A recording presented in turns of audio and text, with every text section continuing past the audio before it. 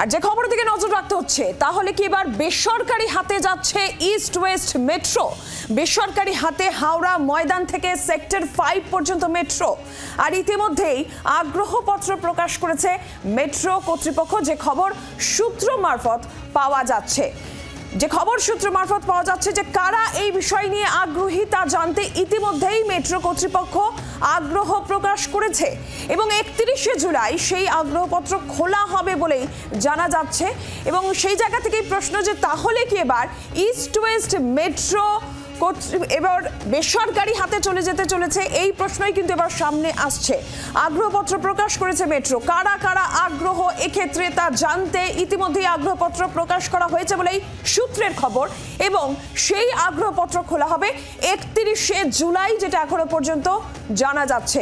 আমরা আরো বিস্তারিত এই বিষয়ে কথা বলবো। সরাসরি অয়ন ঘোষাল আমাদের প্রতিনিধি রয়েছেন আমাদের সঙ্গে। অয়ন, ঠিক কি এখনো পর্যন্ত জানা যাচ্ছে? তাহলে কি সত্যি যে জল্পনা চলছে যে ইস্ট ওয়েস্ট মেট্রো এবার বেসরকারি হাতে চলে যাচ্ছে, কি জানা যাচ্ছে? 14ই জুলাই রেল বোর্ডের সঙ্গে মেট্রো জোনগুলির যে বৈঠক হয়েছে, অত্যন্ত কনফিডেন্সিয়াল সেই বৈঠকের পরে একটি সমীক্ষা, যে সমীক্ষায় দেখা যাচ্ছে যে ইস্ট ওয়েস্ট মেট্রো তার পূর্ণ যাত্রাপথ অর্থাৎ হাওড়া ময়দান থেকে সেক্টর 5 পর্যন্ত যখন যাত্রা শুরু করবে, তখন কলকাতা শহরের বুকে চলা মেট্রো পথগুলির মধ্যে এটি হতে চলেছে সবথেকে লাভজনক metro, commercially profitable metro zone এটা হতে চলেছে। এবং ঠিক সেই কারণেই দেশের অন্যান্য রাজ্যের প্যাটার্ন বা ধাঁচে এবার এই মেট্রোকেও বেসরকারি অথবা পিপিপি, পাবলিক প্রাইভেট পার্টনারশিপ মডেলে কোথাও না কোথাও কনভার্ট করতে চাইছে ভারতীয় রেল। প্রসঙ্গত বলে রাখি যে কলকাতা মেট্রোই হচ্ছে একমাত্র মেট্রো গোটা ভারতবর্ষের মধ্যে যেটা এখনও পর্যন্ত ভারতীয় রেলের হাতে রয়েছে, কারণ কলকাতা মেট্রো হচ্ছে দেশের প্রাচীনতম মেট্রো। কিন্তু সমস্যা হচ্ছে কলকাতা মেট্রোকে এখন সামান্য কোনো বিষয় নিয়ে সিদ্ধান্ত নিতে গেলে রেল বোর্ডের অনুমোদনের অপেক্ষায় থাকতে হয়। সেখানে বিস্তর লাল ফিতের ফাঁস রয়েছে। রেল বারবার, এমনকি রেলমন্ত্রী বারবার বলেছেন যে মেট্রো সম্প্রসারণের জন্য জমি পেতে তাদেরকে রাজ্য সরকারের কাছ থেকে নন কোঅপারেশন বা অসহযোগিতার শিকার হতে হচ্ছে।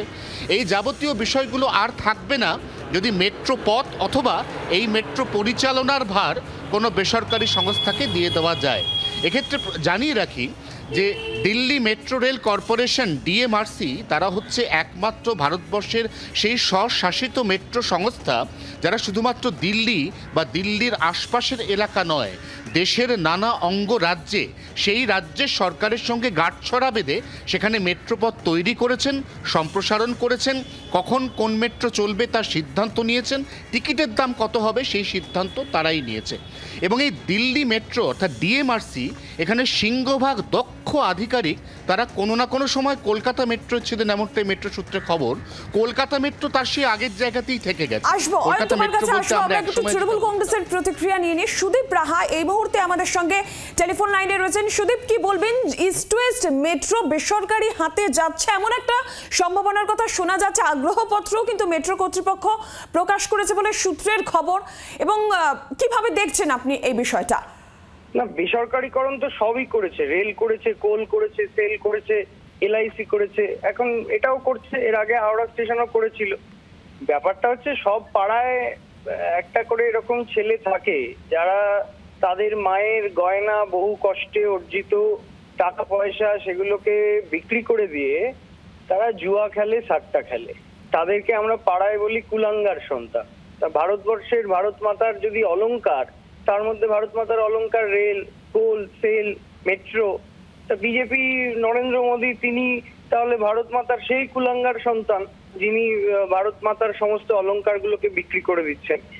সবকিছুই যখন বেসরকারিকরণ করছেন, তাহলে আমরা ভারতবর্ষের মানুষের কাছে আবেদন করব যে সরকারি প্রধানমন্ত্রী থেকে লাভ কি আছে, বেসরকারি প্রধানমন্ত্রী হোক। আমরা প্রথম দিন থেকে এগুলোর নিন্দা করে আসছি। শুধু নয়, একটা সরকার মেজরিটিতে আছে বলে তারা যা ইচ্ছে তাই করবে, দেশের যে এমব্লেম সেই সমস্তগুলোকে ধূলিসাৎ করবে, নস্যাৎ করে দেবে, এটা কোনোভাবেই মেনে নেওয়া যায় না। ভারতবর্ষের মানুষ এটা জবাব দেবে। আর বাংলায় যখন এটা করতে এসছে, নিশ্চিতভাবে বাংলার মানুষ 2024 নির্বাচনে সমুচিত জবাব বিজেপিকে গণতান্ত্রিক ভাবেই দেবে। ধন্যবাদ সুদীপ। সজল ঘোষ বিজেপি নেতা এই মুহূর্তে টেলিফোন লাইনে রয়েছেন আমাদের সঙ্গে। সজল বাবু, কি বলবেন, এই যে মেট্রো, ইস্ট ওয়েস্ট মেট্রো বেসরকারি হাতে চলে যেতে চলেছে এমন একটা সম্ভাবনার কথা শোনা যাচ্ছে, আর এই নিয়ে মেট্রো কর্তৃপক্ষ আগ্রহপত্র প্রকাশ করেছে বলে সূত্রের খবর। তৃণমূল কংগ্রেস বলছে যে সব যখন বেসরকারিকরণ হয়ে যাচ্ছে, প্রধানমন্ত্রীও বেসরকারি হোক, প্রধানমন্ত্রী কেন সরকারি থাকবে? গর্বের, সমস্ত ভারতবর্ষের গর্বের জিনিস বিজেপি সরকার বেসরকারিকরণ করে দিচ্ছে। না, এতক্ষণ কোন মহাপুরুষের বাণী শোনাচ্ছিলেন আমায় সকালবেলা? সুদীপ রাহা ছিলেন ফোনে। ও আচ্ছা আচ্ছা, বিরাট মহাপুরুষ উনি, হ্যাঁ, যুগাবতার।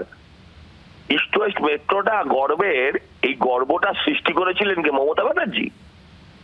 এই ইস্ট ওয়েস্ট মেট্রোটা এখনো সম্পূর্ণ হলো না, তার দায়িত্ব কার? নরেন্দ্র দামোদর মোদী। কাহা সে আতে এই লোক? আমি আপনাকে প্রশ্ন করতে চাই যে ইস্ট ওয়েস্ট মেট্রোর ফলে এই যে আমাদের বউবাজার অঞ্চলের এই যে বাড়িগুলো ধসে পড়লো, এর দায়িত্ব কার? মেট্রো কর্তৃপক্ষর। জোর করে রুট চেঞ্জ করিয়ে তাকে একটা অন্য পথের বদলে এই পথে চালিত করা হলো। কার জন্য? আজকে অবধি শুধু ওনার গাজোয়ারির জন্য আজ অবধি এই মেট্রোটা চালু করা গেল না। তার দায়িত্ব কার? ইস্ট ওয়েস্ট মেট্রো গর্ব, সেটা মমতা ব্যানার্জি সৃষ্টি করেছে। বেসরকারি মুখ্যমন্ত্রী। আচ্ছা, কি বললো? 29-এ দেখে নেবে। থাকলে তো দেখবি, দেখার জন্য তো থাকতে হবে, দেখার জন্য তো থাকতে হবে। শুনুন, ওই গেল করার দিন চলে গেছে। পশ্চিমবঙ্গ থেকে 6,800 কতগুলো কোম্পানি অলরেডি গত 11 বছর 12-14 বছরে শিফট হয়ে গেছে। এত অহংকার, এত গর্ব আমাদের, বিশ্বাস করুন এটা নিয়ে। বেসরকারি মানেই বিক্রি করে দেওয়া নয়। আর যদি সরকারের প্রয়োজন হয়, আর যদি সেখান থেকে কর্মী সংকোচন না হয়, আজকের মডার্ন যুগে কিছু কিছু জায়গায় সেটা করতে হয়েছে।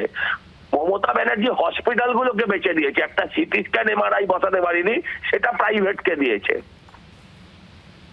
ওর দুটো চোখে হবে না, আরো 2-5টা চোখ দিন।